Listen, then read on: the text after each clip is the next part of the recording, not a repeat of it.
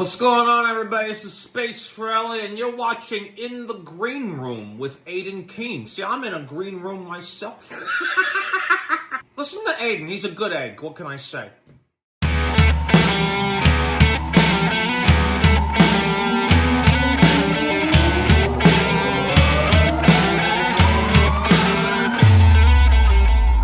Everybody, welcome to another episode of In the Green Room with Aidan Keene. Today's episode is really special. Now, as you may recall, last month I was joined by Rich Kosak of Mr. Speed and Jeremy Asbrock of the Ace Frehley and Gene Simmons bands. And today we are going to be celebrating Ace Frehley's birthday with none other than Mr. Space Frehley himself, the ultimate Ace Frehley tribute artist. Space, thank you so much for joining me today. Thanks for having me, Aidan. I appreciate it, man. I'm glad to be here. Your podcast is called what is it? Inside the Green Room? In the Green Room, yeah. Look where I'm at. I'm in the green room. You're doing better than I am. My room's not even green. I mean, yeah, so it's a little reversed here, but that's okay. You're still a good egg. Oh, thank you. I appreciate it. Right. This is really cool. We were just obviously speaking before we started recording, and I mentioned that I never got to meet Ace, but this is so damn close, and I'm so happy that you're here. That's nice of you to say, and I appreciate it very much. Like you, man, I'm a fan. I've been listening to Kiss and Ace since I can remember, about 4 or 5 years old. And I always tell people, some of my earliest memories in my life have to do with this crazy band, and when I started getting more interested in playing an instrument, of course, I gravitated to Kiss. And I can tell you about that, if the conversation leads that way, but take it away, my friend. My first question for you, and because we all have everyone that I've talked to about Kiss has their origin stories, their KISStory, so to speak, I guess. And I'm wondering what yours is. When did Ace really become your guy? Huh? Yeah. Okay. Well, let me, I was thinking about this because I watched your episode with Rich, and it was cool hearing his story too, about when did you finally, or when did you first get into the band? So I remember this day in my life vividly. Okay. I was probably 4 or 5 years old. The year must have been 81 or 82. I have an older brother, 5 years older than me, who's actually the other guitar player in Space Frehley with me. Okay. One day he comes running home to the house we grew up in, and he has a stack of records. And he goes, "Aaron, check this." My real name's Aaron. He goes, "Aaron, check this out. I got a bunch of Kiss records." And so he had a friend who was a couple years older than him. Now, mind you, 81, 82, some people were getting off the Kiss bandwagon. Right. They had done Dynasty, Unmasked, The Elder, and some people were now getting into Styx and Judas Priest and Iron Maiden and things like so. People were getting off the Kiss bandwagon. So this friend of my brother's gave my brother his Kiss records because he literally didn't want them anymore. Okay. So my brother comes home and he has all these Kiss records. And so he hands them to me and I'm looking at them. And the first one I picked up was Kiss Alive 2. This is my pillow, my Kiss Alive 2 pillow, because I love this record. Okay. Me too. Yeah. So I look at Kiss Alive 2 and I've never heard of this band. I've never seen these crazy people before. And I'm looking at it. And then I open it. And if you know that glorious, beautiful picture of them all on stage with the lifts and the pyro and all the fire, and it's a wonder my head didn't explode, you know? And so the next thing I remember doing was we put it on our turntable. And I remember listening to it and just really not knowing what to make of it yet. I mean, just this loud music. This is the earliest memory I have when it comes to Kiss music. I liked the Paul songs and I didn't like the Gene songs because Gene sounded like a monster. I mean, I didn't like his voice at first, but I loved Paul's voice. And then at some point I heard God of Thunder and Peter Criss's drum solo. And from a youngster, like 5, 6, 7 years old, I I initially wanted to play drums, and I did. In fact, you can see them there. There's a stack of drums right Mhm. there. I still play. I don't play very often, but I'm really a drummer at heart. I'm a drummer who plays guitar. Okay, and then eventually, as the years went on, I just gravitated more towards guitar because I would listen to Ace's solo after Shock Me and just be mesmerized by it, thinking someday I have to learn how to do that. I mean, I don't know how he gets a guitar to sound like that, but man, I'd love to try. And I remember being 12 years old, looking at myself in the mirror and blasting Kiss Alive, having a guitar in my show, couldn't play a lick of guitar, but just like miming the solo parts and Deuce and Strutter and wanting to be able to play that stuff so bad, but I just didn't have the ability yet. And so funny thing happened. When you're a guitar player and you're first starting out, someone shows you a chord. And then that chord leads to, oh, I learned A. Now I learned G. Now I learned D. And you start picking up little things as you go. So I started playing guitar around the age of 11, and I just dove headfirst into that. And by the time I was 16, 17 years old, I could play a lot of Kiss songs and I could play the solos because I locked myself in my bedroom with a stereo, literally trying to look because there's no YouTube, no internet, no, it's not like I could Google Shock Me guitar solo lesson or Right. anything like that. So I had to learn this stuff on my own.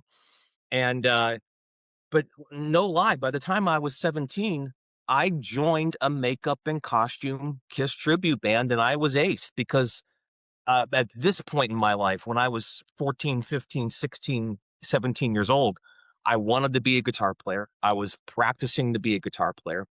Ace Frehley was the guy I wanted to play like.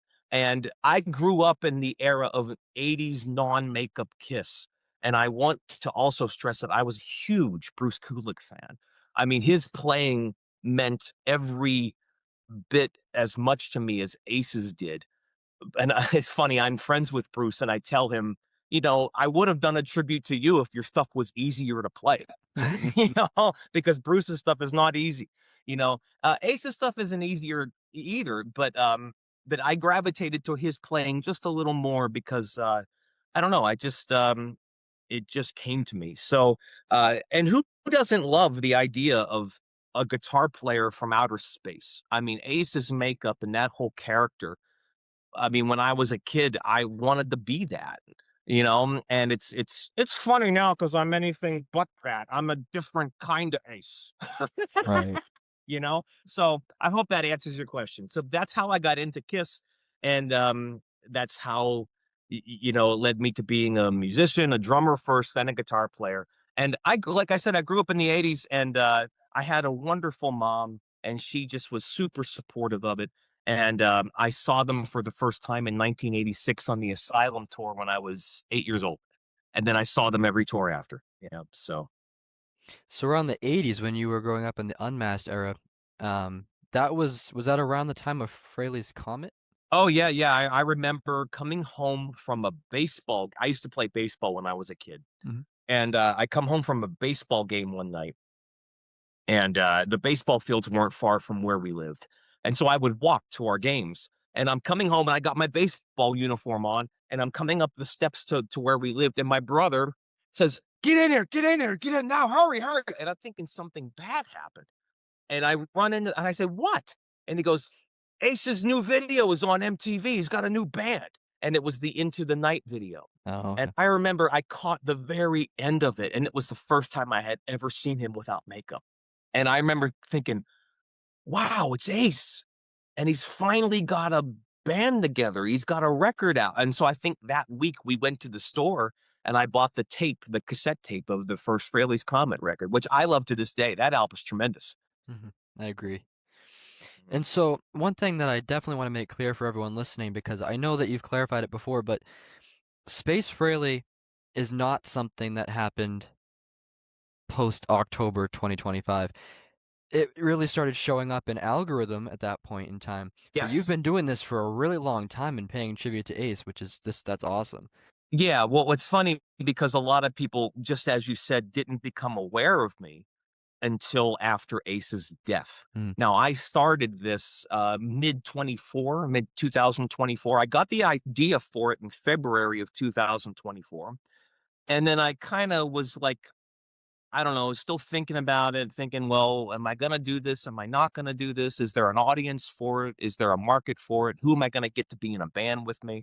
And so finally, by the time I did make the decision to go full on with it, it was the summer of 24. And fortunately, my brother said he would do this with me. Now, my brother fronts a Motley Crue tribute called Livewire. And the bass player in that band, the guy who does Nikki Sixx, said, he goes, "I'll be your bass player if you need one." So I got two guys already. And then I was in an original band at the time. And the drummer from that band, huge Kiss fan, just like me, I thought he'd be the obvious choice. So then I had my complete lineup. So we started rehearsing late summer, fall of 24, and then we got our first show February of 2025 at the Hard Rock Cafe in Pittsburgh, which is now closed, unfortunately. mm. And so we played there, and so we did like several months worth of shows, and then Ace dies. And how tragic. How I mean, I couldn't believe it. But yes, so this did form very much before Ace passed away. And I'm happy to say that prior to his passing, Ace saw video of me and our band. So and he, from what I'm told, he loved it. He got a kick out of it. He thought it was well done. I'll never get to meet Ace in character as Space Frehley, but knowing that he saw what we were doing and really enjoyed it is that's that's the most I think I can ask for in this situation. That's really special. So you had your original band and you were doing Makeup Kiss from a very young age. Were you Yeah. doing that on and off right up until the mid 2020 or 2020s, I Uh, should say? so I wasn't in Kiss. I wasn't doing Kiss music from. Well, let's back up. So I was in a tribute band as Ace, full makeup and costume from 96 to 98. So it was like 2.5 years I Oh. was in that band. I turned 21 when I left the band, same age as you. And from that point, I got into original music because doing the tribute thing, even though I mean, we live in the day and age of the tribute band now. That's I would say I think that's half of what you see out there performing now, if not more. But this was still pre the dawn of the tribute band. I mean, it was the tribute bands were starting to become a thing Mm. in the 90s. And I figured, well, I've done this for 2.5 years. I can either stick with it or I can try to make it on my own. And that's what I did. So I was in original bands for the next 10 years of my life. And then and this is not something I tell people very often, but I'll tell you because hey, I mean, I like you. You know, um, I was a worship leader for 15 years at my local church, and now what that what that might sound weird to people, but I was part of this huge church that was like it was almost like going to a concert. I mean, they had lights and production and fog, and we weren't up there doing stage moves, but we'd be playing in front of 500 to 1,000 people every service. So I did that for the longest time, and it was really funny because everybody on the worship team knew that I was in a Kiss tribute band. And in fact, a lot of the guys on the team grew up listening to Kiss. How funny is that? So we'd be waiting to go on before a service, and there we'd be talking Kiss the whole time. It was really funny, and so what happened was, let me fast forward, COVID hits.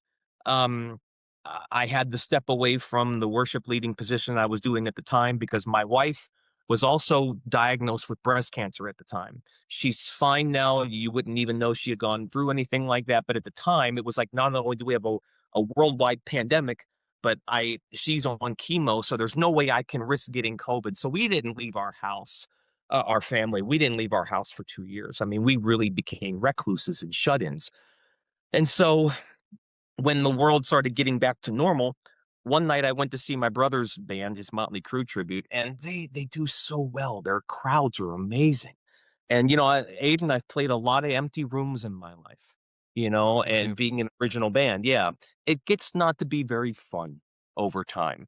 And I just said, I'm looking at my brother's band and I'm going, man, I can't believe it. Like there's 300 people here and they're going nuts for this Motley Crue tribute band that they do. And I just said to myself, well, if I was going to do a tribute act, what would I do? And the first thing I said was to myself was, well, the only thing I could do was an Ace tribute. And then the next thing I said to myself was, well, I don't want to wear makeup. And Mm, I don't wanna wear a costume, not at this point in my life. I mean, doing that at 19, 20, 21 years old was hard, let right. alone 40. I'll be 49 in July. It's kinda like, I can't imagine myself in platform boots and a costume and makeup at this point in my life. And so I said, "Well, maybe I can try to look like him current day," with the goatee and the glasses, and once I started doing it, it came together. And, so, yeah, so that's gives you a little bit of my musical journey there. That's awesome. Really cool. And so continuing into the music journey on a more technical aspect, I'd say one of the biggest, most important things about Ace was his sound. I mean, that's what made it so cool. So, Yeah. one of the most recognizable sounds. What do you have to learn to really capture that sound live, in terms of equipment and everything? Because you do it so well. I mean, it's Oh, so well, cool. well, thank you. I appreciate that very much. Honestly, I find it to have everybody thinks that Ace's sound has to do with the amp that Mhm. your rig that you're running through. I have several different rigs that I use, and they're all completely different. And wouldn't you know, after every show, no matter what rig I'm using, people say, "Man, you got the sound down. Like the tone is just great. The tone is just like Ace's." I'm a firm believer that your tone, if you're a guitar player, your tone really comes from your hands. Especially this hand, maybe more importantly than this hand, although this hand plays a role too. Mhm. So literally, the sound and trying to sound like Ace was really more from how you hit the strings and how you're pressing them and how you're bending them and how uh, your attack and your approach, if you will. Because hey, there are people go to YouTube or go to Facebook. I mean, and type in "shock me guitar solo." You'll find lots of guys doing their own version of the shock me solo, and a lot of guys play the notes correctly. But do you are they necessarily approaching it, or are they like, is the style, mimicking or matching that of Ace's? And that's what I've tried to do my whole life since I've been playing this stuff. Listen to the way he bends the notes, listen to the certain vibrato that he's got. I mean, literally, if there's a little, like, thing where Ace sometimes will just do a quick slide up the fretboard. Mhm. I mean, I try to catch the little nuances of his playing, and you do that for 30, 35 years, you start to pick up on it after a while. And so literally that's what it's funny, even when I wasn't playing Kiss music in bands, I was always playing Ace's guitar solos here at home or Right. wherever I was living at the time. Just because I wasn't in a Kiss tribute band or playing Kiss music out live didn't mean that I didn't practice Ace solos here at home all the time, because I did. So and I always was continuing to hone. I found it as good practice. Just as a guitar player, it was kind of like, oh, I would sit down and just play along with the Alive album, whether I was 15 or 25 or 35. I mean, it was always home base for me as a guitar player, coming back to Ace's pieces on those old Kiss songs and stuff like that. That's kind of how I capture tone, is really with the guitar and the hands. I totally agree with you about the tone being in the, and I think Ace would agree with that too, because I'm actually in the middle of rereading No Regrets right now. Oh, And okay, great. he talks about the rawness of a live performance and how it's not gonna be the same every time, and how that's what he liked most about performing live was how it can be different while still staying true to the classic arrangements. But Yeah, I absolutely. totally. Ace was a very spontaneous, like he had a lot of spontaneity to Mm. his play. So Ace wasn't the type to really rehearse too much. He just kind of went out and did it. So but yeah, I know what you mean. I had heard that as a rumor, and then I asked Jeremy about that, and he said he could count on one hand the amount of times that Ace actually showed up to sound check or rehearsal. Yeah. Yeah. But So, and that's funny. I mean, I've always said that I have no idea what it's like to be one of those guys. mm, And I mean the four guys in Kiss, or even the guys that play with him. So I'm friends with Ryan, his bass player. yep.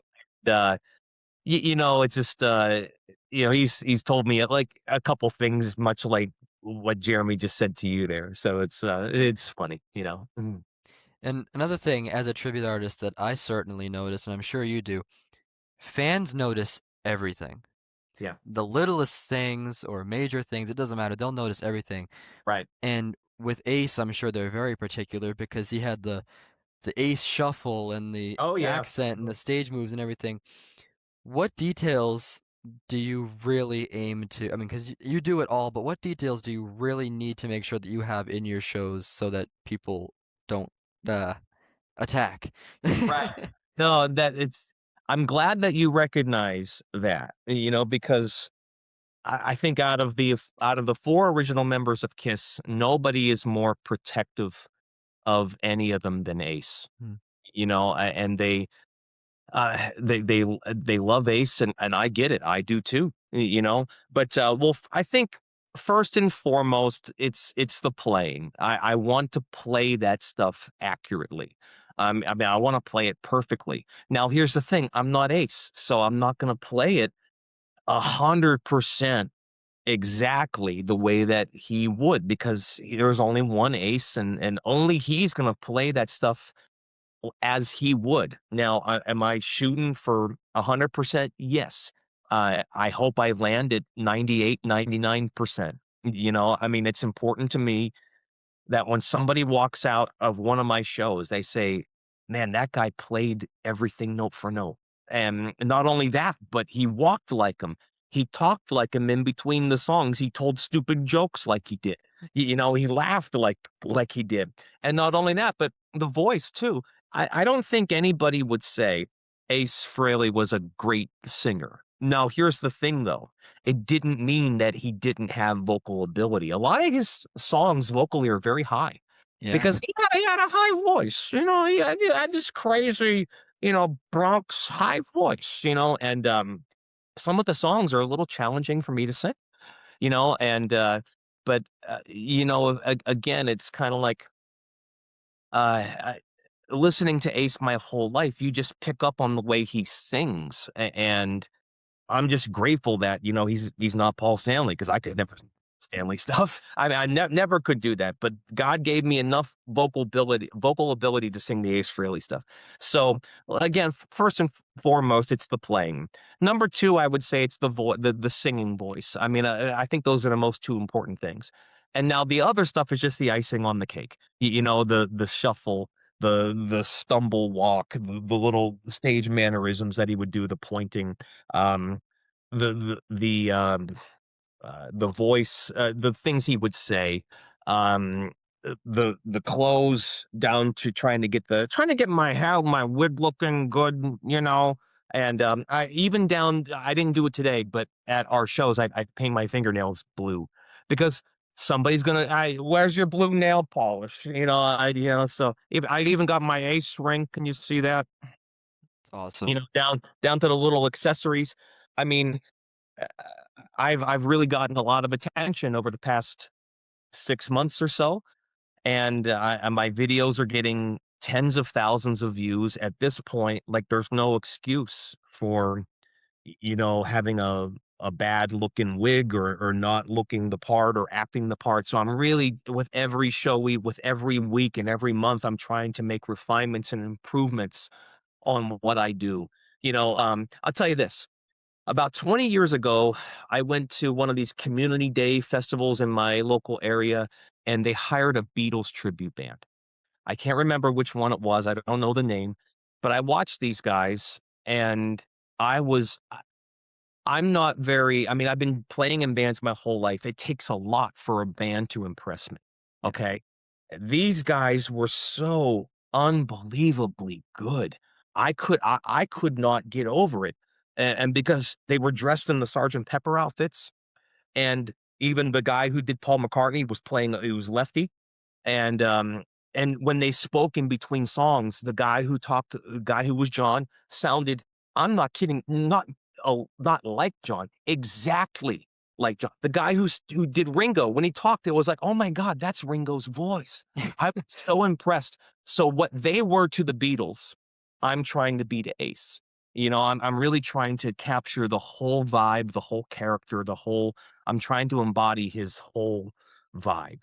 Um I'm just doing the best I can at it. And you definitely succeed, and people see that, and it's, you know, I've seen, watching the other podcasts that you've been on, Yeah, everyone automatically notices you, Landlocked, Kiss Cruise Landlocked, yeah, yeah, mhm. and especially that being so close to when we lost Ace. I mean, I'm sure people were mixed about it, but Yes, yes, mhm. But it was funny because, like, I didn't even know if I was so after Ace died, I didn't know if I was gonna continue with this or not. The first thing I said to myself was, "Well, I think I'm done." I mean, Ace is gone. It didn't even occur to me that, tribute artists kind of started with like yourself with Elvis because he died, you know? But that didn't even occur to me at first. And so finally somebody on Facebook said, "Space Frehley, we need you now more than ever." I was so touched by that. You have no idea. And then I said to myself, "Well, maybe I'll keep doing it then." And so I went to Vegas and I figured, well, just bring the get up with you and walk around and see what people think. And I couldn't take 10 steps without somebody stopping me for a photo, And so and people didn't know I was a tribute artist. They just thought I was an impersonator at the right. time. And then people got home and they're like, "Oh, he plays. He has a band. He like really he's not just putting on the shtick, he's doing the whole thing." Yeah, so the Vegas was a cool thing to go and be part of, and that was the start when Space Frehley went from here to here, so And they're right. I mean, we do need you more than ever because you and I are really fortunate that we got to see Ace, but there are a yeah, lot of people that are diehard Ace fans that will never get that chance. But they right, have you, and you do such a great job. And one of the things I love about your show too, and I haven't seen it in person, but I right, watch all the videos. mhm, You bring the best of Ace. I mean, you're portraying Ace in modern era, but mhm, you bring a bit of Ace from every era yeah, of his career, which is really cool because you can hear Ace in his prime, and you can mhm, hear 10,000 volts, the yeah. latest stuff, and that's really cool that you can do all of that. Yeah, and I had a guy ask me on Facebook once. He goes, "So are you the kind of tribute where you're gonna like mess up half your solos and sing the stuff badly?" I mean, because as Ace got older, sometimes his performances, were hit and miss. I get it, and but I just said no. I wanna sing the stuff as best I can. I wanna play the stuff as best I can. Yeah. I might look like he did when he was in his 70s, but I hope I'm playing like he did when he was in his 20s and 30s. Yeah, so my shows are a whole night of Ace, from the Kiss classics that he wrote to we even do some Frehley's Comet, and we up into 10,000 volts. So yeah, you get a little bit of everything. That's awesome. And I will say, when I saw Ace in 2023, it wasn't the best performance, but it Right. was Ace. I'm sitting Yes. there, my jaw is on the floor watching the smoking guitar Yeah. and everything. It was so cool. And actually, I'll tell you one of my favorite memories from that night because and I might get emotional just thinking about it, but Yeah. Hey, I get it. It happens to me all the time, so I understand. this was my first and only time seeing him, and it was at Plymouth Memorial Hall in Plymouth, Massachusetts, Mhm. and it's a weird setup there. So they have the stage and then there's wings, but the backstage is actually not behind the stage. It's across the theater. Okay. So there's a door in the lobby that leads to the green room, and then you walk down this hallway to the stage. Right. So Space Odyssey's playing. The Mhm. guy introduces Ace, and he's just not coming out on stage. And we're all like, where is Ace? That's funny. Was his band? His band was out. His band, everyone was there. They're Right. doing the vamp. They're like Right. waiting Right. for him. The spotlight turns to the crowd, and Ace is walking out the wrong door into the audience. And security is like, no, that That's way, awesome. that way, that way. Right. And so he's like, oh, and he turns around, and it took take a couple minutes, and he Right. came Right. out. Right. Oh, that's funny. And we're all just like, oh, I he's can just here. imagine going, what fucking door do I go in? I don't know. Hello, Cleveland. One of those moments. Exactly, but it was so cool, and I'll never That's forget it. hysterical. That's funny, man. Yeah, I've seen Ace solo. I think I've seen him 7 times. So as with his solo band, Mhm. and I've probably seen him 7 times with Kiss too. And so yeah, I mean, I've seen really good Ace solo performances, and the ones that were like, yeah, okay, yeah, okay, but you are absolutely right. When that guy walks on that stage, that's him. Yeah. That's Ace. No matter what. I would tell my friend I used to go see every Ace concert in Pittsburgh with my friend Joe. And every time Ace would walk out, I would say, "Joe, that's the guy. That's the guy that walked into that loft on 23rd Street, Yeah. the orange and red sneaker, and whatever he played, those guys went, 'That's the guy. That's our band. That's our guitar player.'" And say what you will about him, good or bad, right, wrong, and different, good and ugly, bad and ugly. It's like, that's the guy who was in that loft in that moment, and that band was born. Absolutely, and even I think it was last week or 2 weeks ago at the Kiss Expo, I think it was, or Yeah, the Indie Expo. Indie Mhm, Expo, yeah. There was a mhm. Q&A with Paul Stanley, and someone asked him if he could relive one moment in Kiss history, what it would be, and he said when Ace walked in. I mean, Yeah, I saw him say that, that, not in person, but I saw the video of it, yeah, and, I think that was the really, good answer that he gave, whether he was just trying to be nice because of Ace's passing or whatever. But, I've always said, that there are a couple moments in history that I would have loved to have been a fly on the wall for, and that's at the top of the list. So I hope whenever they do this biopic yeah. that they really recreate that scene. I could just imagine that they show the door opening up and seeing these feet walk in with the orange and red sneaker, and then they pan up to this lanky guy who has a funny voice. I mean, yeah, I mean, that would be something. You It's know, really funny that you say that because I thought the same exact thing because I kind of thought back to the movie Rocket Man about Elton John when yeah, he walks into the AA meeting with the big orange suit and everything. I'm like, oh, they need to do this for Ace because right, that would just yes, be so cool. absolutely, absolutely, yeah, mhm, So I have a few questions for you that I'm sure you get asked all the time, and they're kind of basic questions, but mhm, I want to compare answers because I am an avid car singer. I will crank the radio up and sing yeah, all mhm, day. mhm. And I attempted two sides of the coin last Oh. week. Well, God bless you. I thought I was past the pre-20-year-old voice cracks, but I guess not. That song's a killer. That's Yeah. I mean, if I haven't done that song yet live, but if I do, I gotta drop the key like Mm-hmm. way, way down because just like I was saying earlier, Ace's songs vocally are deceivingly high, Yeah. and whoever's gonna sing that song, it's just good luck, because that's super difficult, and so is Parasite. Yeah. Parasite's really hard, and I got to get every bit of breath I got for that. And because when I go up to that microphone, it's kind of like you get one shot to get this right, and you either do it or it lands pretty ugly. But yeah, two sides of the coin, man. Not easy to sing. So of all the songs that you do, what do you find to be the most difficult?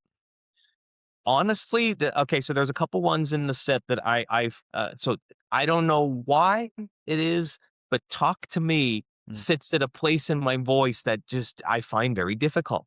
But I do it at every show, every headline show, because I think that song is really important to Ace's repertoire. I mean, in my personal opinion, I think that's the best song he's ever written.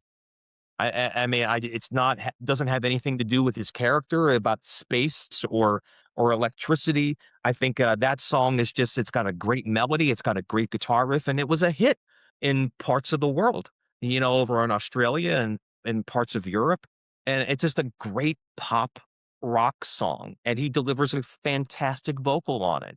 But it's not easy to sing. Parasite, like I said, is not easy to sing. Trying to think of what else one. Oh, 10,000 volts. Mm, That's not easy either. That's pretty high. I yeah, it mean, is. the verses are okay, but when you get into the pre-chorus and the chorus, that's not easy, man. So yeah, those are the three in the set that's kind of like, yeah, I don't look forward to those ones. I do, but I don't. But but Shock Me and we do Deuce, Cold Gin. I those ones are fine, even though they're still a little on the high side. When I get to those ones, I kind of give a sigh of relief because no matter what shape my voice is in during a show, I can always sing those ones. Right. And I actually I've heard a lot of people with mixed feelings about 10,000 volts, but I really like it. I love it. I love the record. Yeah. In fact, I think it's his best since Trouble Walking. Um, I really do. I think the songs are fantastic. It's Steve Brown did a bang up job on it. I think he got. In fact, I when I went to Vegas, the Kiss Cruise Land Luck thing, Mm. one of the first people I met was Steve Brown. It was Friday morning. Obviously was not in character, but I went up to him and I said, "Steve, my name's Aaron." I said, "I'm from Pittsburgh. I'm a huge Ace fan." And first thing I told him, I says, "I want to thank you for getting 10,000 volts out of Ace." Because we all didn't know that that was going to be his last record, at least while he was with us. But being that that's what it was a good one for him to go out on. And so he and I talked for a good 10 minutes. And the funny thing is I never even told him I was Space Frehley you know? And so about a month or 2 later, he messages me through Instagram and says, "Hey, I just wanna tell you that I love what you do."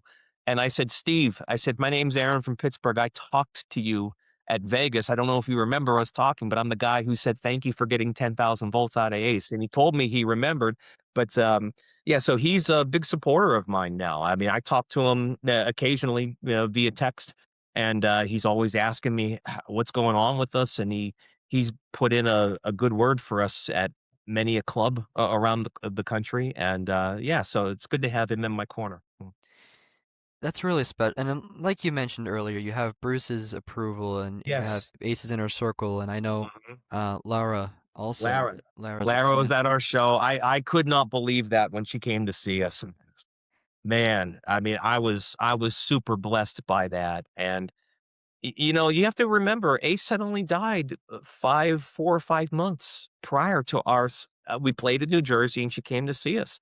And I'm sure that wasn't, well, I know it wasn't an easy thing for her to do, and you got me looking like I'm in the character and I'm talking like them. And, she came backstage to see me before we even went on, so it was really nice of her. Does that give you a extra boost knowing that these people are in your corner when you walk Yes. out on stage? Well, that night, I definitely felt the pressure. Mm. I was really nervous because and then my guitar cut out on me during Rocket Ride, which is the second song. So I felt like I was dying in front of Ace's people, but they could not be more supportive and more encouraging.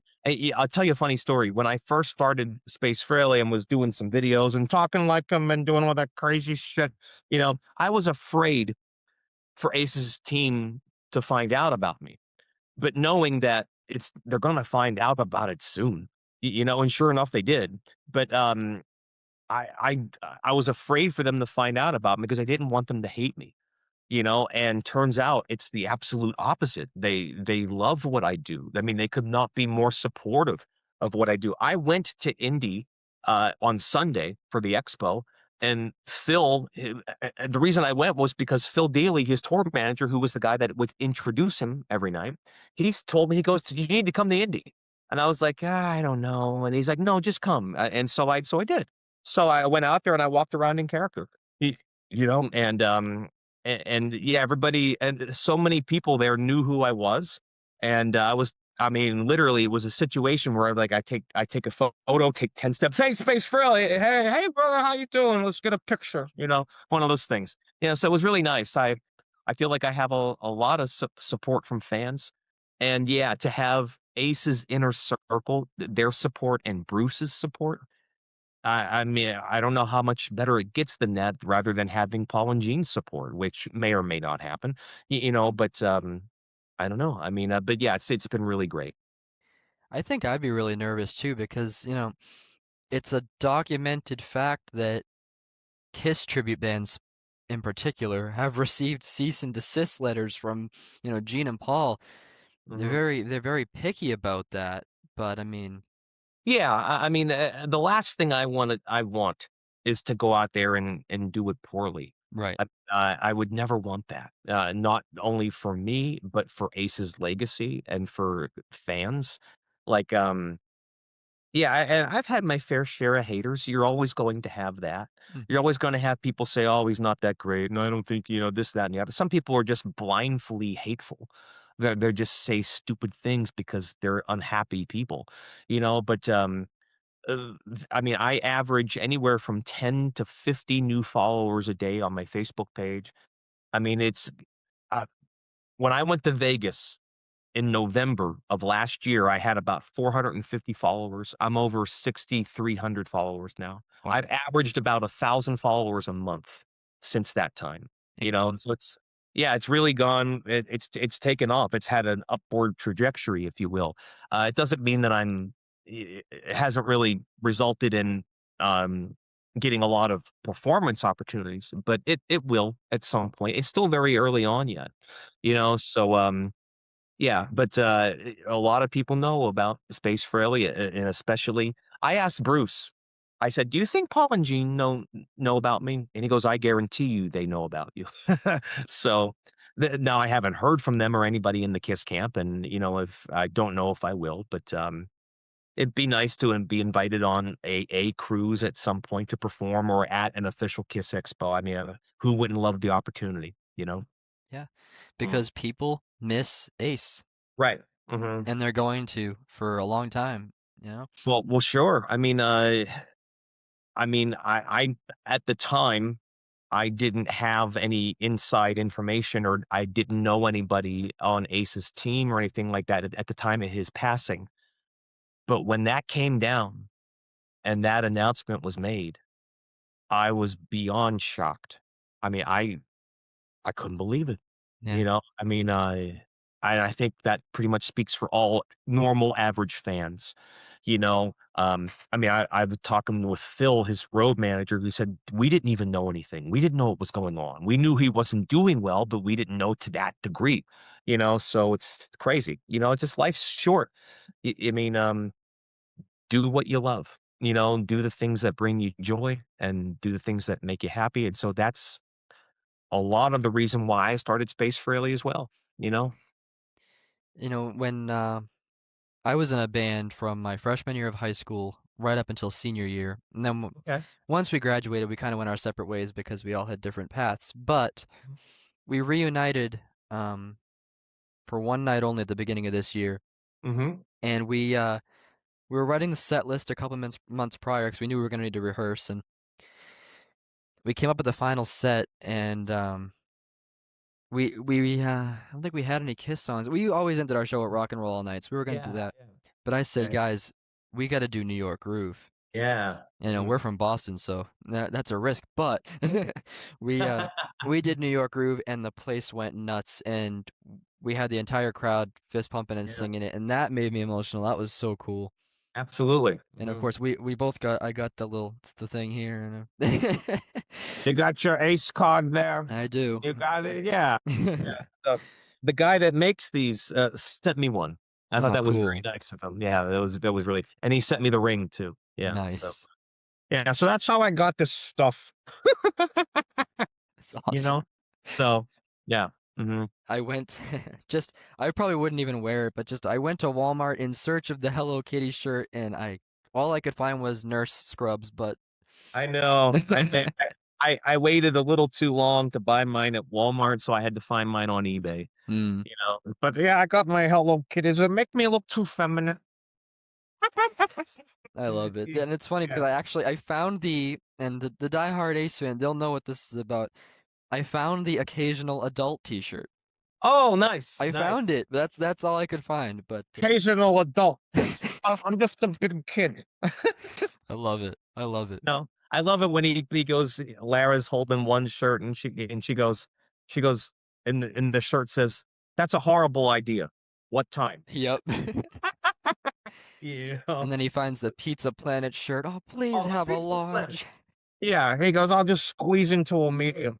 You know? Yeah. So, yeah. You know what's funny about Ace? You know, he was of somewhat average build, maybe even a little overweight, but the guy looked good Yeah. in whatever he wore. It didn't matter if it was a suit jacket or a t-shirt or a button-down shirt. No matter what he wore, he always looked cool. You know, even a Hello Kitty shirt. I mean, could you imagine who in their right mind would buy a Hello Kitty shirt, especially a guy in his 70s? Come on. But Ace manages to do it, and now everybody has to have 'em, you know? So, Yeah. It's yeah, true. there you have it. Before I ask my final question, there's one thing I definitely want to get out there because it's really cool. I'd love for my listeners to learn more about your smoking guitar because it's a really Yeah. cool story that you got there. In fact, it's right here. I'll get it for you. Nice. This is it. This is the smoking guitar. Now I've had a couple people ask me about it, and so I'll give you all the information you want to know about it. So, um, this is what they call a Chibson. Okay, so this is a Chinese knockoff that's made to look like a Gibson Les Paul. It's even got the Ace emblem on the headstock, and it says Gibson. It's not made by Gibson. Mhm. It's made by some illegal factory in China, but Gibson can't stop them. But it's got the lightning bolt inlays, and and it's got this wonderful blue and silver holographic sparkle finish. Now, Ace did have a smoker that looked like this. He uses it in the Fire and Water video with Paul Stanley. Mhm. So I was at a point in doing this act where I needed a better smoking guitar. The one I had, the original one, was in a tobacco burst knockoff Les Paul, and it was done with a smoke bomb, and it wouldn't work. It was very hit and miss. Some nights it would work, some nights it wouldn't. And when you're up there doing a solo and you go to turn the smoke and it doesn't smoke, you look like a fucking idiot. I mean, it's just like, what am I supposed to do? So I got tired of it not working. And so I contacted a guy by the name of Jim Cara, who is the guy who built all of Ace's smoking guitars since 2010. So he's done all of Ace's smoking guitars for like the last 15 years. I said, Jim, I said, my name's Aaron. I'm from Pittsburgh, PA. I can do a tribute to Ace called Space Frehley. And I said, I need a smoking guitar. Will you make one for me? If I send you the guitar, will you do it? And now this was only like 300 bucks brand new. Now I've had a lot of work done on it. It's had a new pickup. Had a fret level. It's had several $100s worth of work because sometimes the chips and sometimes you get a good one and sometimes you don't. Right. Yeah, so mine was somewhere in between. And so I figured, well, nobody wants to hack into a $4,000 guitar like that one. So I figured, well, I'll send the Chipson off to be the smoker. And so I couldn't believe it. He writes me back and he goes, yeah, send me the guitar. He goes, I'll do it for you. I couldn't believe it because Hattie would have said, "You know what? Hey, man, I don't do smokers for tribute acts." I would have understood, you know. But he welcomed it. He goes, "Send me the guitar," and so I did. And he you can't see it. Here's the he put this mirror plexiglass plate on the back because it's all routed out underneath, Mhm. and it's actually vape like fog. It's not actual smoke. Right. This is the vent where the air has to pass through to push the smoke out. and he gave me a super great deal on it, and I will demonstrate it for you right now, sir. Oh, So let's see it. this knob here, if you turn it once, the light comes on, and then you turn it again. Oh, There that's you go. so cool. That's my smoking guitar. That's It so gives me bronchitis. you know, but that's it. And honestly, that's what Aces would look like. It's the same thing. I mean, it doesn't have the same unit, the fog unit that Ace would have in his, because Aces would actually have two inside because he would let it go for quite a while. And he's playing in big rooms. I'm not playing big rooms, so I didn't need to have two of them, but I just needed one that would last for a few minutes. And it runs on a highly refined vegetable oil is the liquid that produces the fog. And but yeah, I mean, I always say that it's nearly equivalent to one of Ace's smokers, Yeah, and it works every time. And so I'm so grateful for it. And it's just it's good to have. Yeah, I mean, if you're an Ace Frehley tribute like me, it's probably the most important detail of the show. I gotta have a great smoking guitar. So there you have it. That's the smoking guitar. that's so cool. Thank you so much for showing it. Yeah, yeah, absolutely. Yeah. And here, let me show you the other one too. So this is actually a real Gibson, and it's a 2004 Gibson Custom Shop Les Paul Custom, and it's the Cherry Sunburst, very much what Ace is known for. When I got this guitar, it did not have the middle pickup in it. It had to be routed and set. It is wired. All three pickups do work. I only use the bridge one, but this is my main guitar, and it looks very much like his 75 or 74 was the one that Ace had, and they just auctioned off recently. So, but that's it. That's You know? so cool. Yeah, so those are the 2 I use this one sometimes. This is a '58 Gibson reissue Les Paul, custom shop. It reminds me of the one that Ace used during the Alive, period, that Mhm. he had cream humbuckers in his, but that's why I got a Tobacco Sunburst, because it looked like Ace's, and I got this about 15 years ago. And, yeah, so those are when it comes to, Space Frehley, those are my 3 main guitars that I use. That's Yeah. so awesome. Now I have a question for you because I love learning about this stuff. Is the Chipson as heavy as a regular Gibson? Not as much, No. no, and it's even lighter now, being that it's had so much routed out in the back Yeah. because the unit has to fit inside. It's got a little bit of weight to it, but nowhere near as heavy as that, Mm, but, yeah, Les Pauls, they they hurt your shoulder, what can I say? it's true. It's crazy, you know? So, I don't know. yep, Maybe someday I'll have yeah. one because they that's so cool. Yeah, even Epiphones are great too. I mean, Epiphone has really upped their game. Yeah. I mean, I see Epiphones now where it's kind of like, geez, I can't believe how good they're getting. It's really hard for me to justify buying a $4,000 Gibson now when you can buy a $900 Epiphone, and I can play those guitars just as well, Yeah. as a Gibson. But it's nice to have the real deal too. I got those guitars years ago. Um, to get them now is even more difficult because they're so gosh darn expensive, Aiden. What am I supposed to do? You know, I got to That's play a lot of shows. you that's for know, sure. So, right? And I hope Yeah, to see that show out in Massachusetts or somewhere in that area soon. yeah. I hope we'll get out that ways at some point. We get people asking us all the time, "Hey, come here, or go here."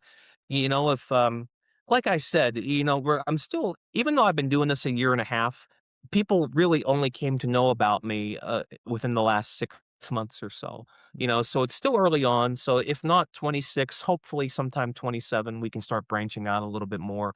Right now, I'm doing shows within an 8-hour radius or so of Pittsburgh. So I hope to be in Chicago in the fall. I hope to be in Detroit. I hope to be in Philadelphia, maybe Baltimore, Cincinnati, maybe. I have a show in Youngstown, Ohio next month, May 9th, with Livewire, my brother's band. Okay. We're both doing full sets, so that's going to be a great night, May 9th, Youngstown, Ohio. and then June 27th, I'm in Cleveland. Hello, Cleveland. Yeah, so we'll be at a place called the Maple Grove Tavern, which only holds 100 people. So it's our first appearance in Cleveland. So I hope it goes well. We'll see. Okay, You so there's a question for you there, because I was thinking about it. Do those kind of venues give you a hard time when it comes to things like the smoking guitar? Yeah, Yeah. sometimes. Um, and I have to be careful about it. I can't let it run too long, or else I run the risk of setting off their fire alarms. Right. But the only thing is that it's not actual smoke. It's fog. Right. So that does make it way more safe. I find that I've used that guitar now at 2 or 3 venues that we've played, and there's never been a problem. So, I hope it stays that way. That's You know, awesome. but, it should be okay. But when club owners see this guitar that's doing that, the first thing they do is, "You can't use that, you can't." I'm like, "I'm an Ace Frehley tribute, I have to use it, okay?" Right. So it's all good. I have one more question for you, and it might be a tough one to answer, it might not be, but Mhm. if you could describe Ace in one word, what would you say? In one word, I don't know if I can describe One Ace. word or something of that Well, juncture. no, I'll try to say I'll try to use it in one word. I don't know if this I don't know if I really know the true meaning of this word, but the first word that comes to my mind is perhaps eccentric, or how what's that term? Um, because that's not the word I'm trying. It's not the word I'm thinking of. But man, he was just a one of a kind. He was just unto his own. I mean, people think he was a spaceman in that costume and that makeup. He was a real life spaceman on Earth. I mean, without all that stuff. I mean, he had issues with balance. He was an incredibly smart guy too.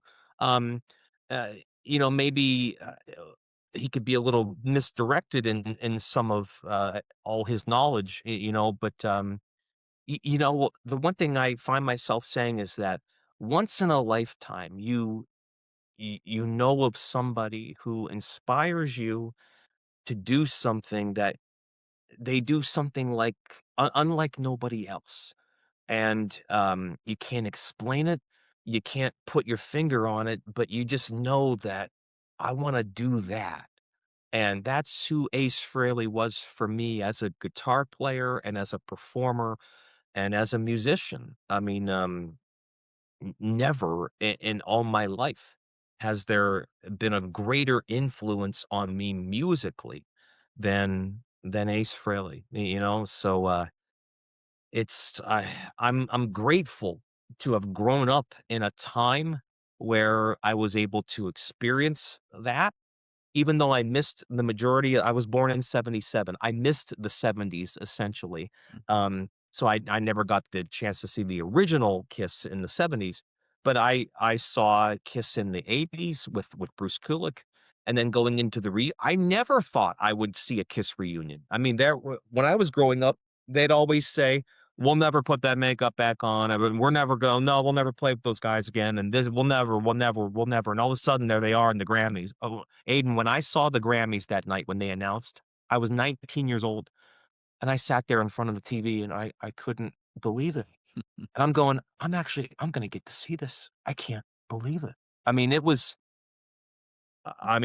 I was at both nights when they did here in Pittsburgh in '96, and I think I saw them 3 times on Reunion. I saw them once on Psycho Circus, and then I saw them 4 times on Farewell. So I got to see them a decent number of times, but what that band has meant to my life has really been special to me, and it's a shame that Ace is gone, and but hey, we can we're both sad that he's gone, but happy that he was here, happy that he did everything that he did, you know. And absolutely, and we're more than happy that you carry on Ace's Mhm. legacy the best way that you can, and that's just by playing his music and keeping it going. I'm trying, Carly. Just doing my best. every show we do, I try to sing the part and play the part and walk the part and all that crazy shit. Try to laugh like him. And Ace was a funny guy. And it's funny, people say on my Facebook, he would be so proud or he would love this. And sometimes I say, Ace saw a video of us and he did love it. So I'm grateful for that. And thank you for all your kind words. And it's been a pleasure being on your show, even though I'm the one that's in the green room. I know, I gotta work on that. I gotta work on that. You gotta get a green room. Yeah, But it has been so cool having you on here, and thank you so much for joining me and celebrating Ace's life. And this will be, at the time of this being posted, it will be Ace's birthday. Ace's birthday. Happy heavenly birthday, Ace. 75. Unbelievable. 75. Lord bless you, Ace. Thank you. And I'm sure that many people will enjoy this. I know I have. So once again, thank you so much to Space Frehley for joining us here in the... He's in the green room. I'm Me, not so much, but it's been an honor. Long live Ace Frehley. And Amen. until we meet again, may God bless you, and we'll see you again soon.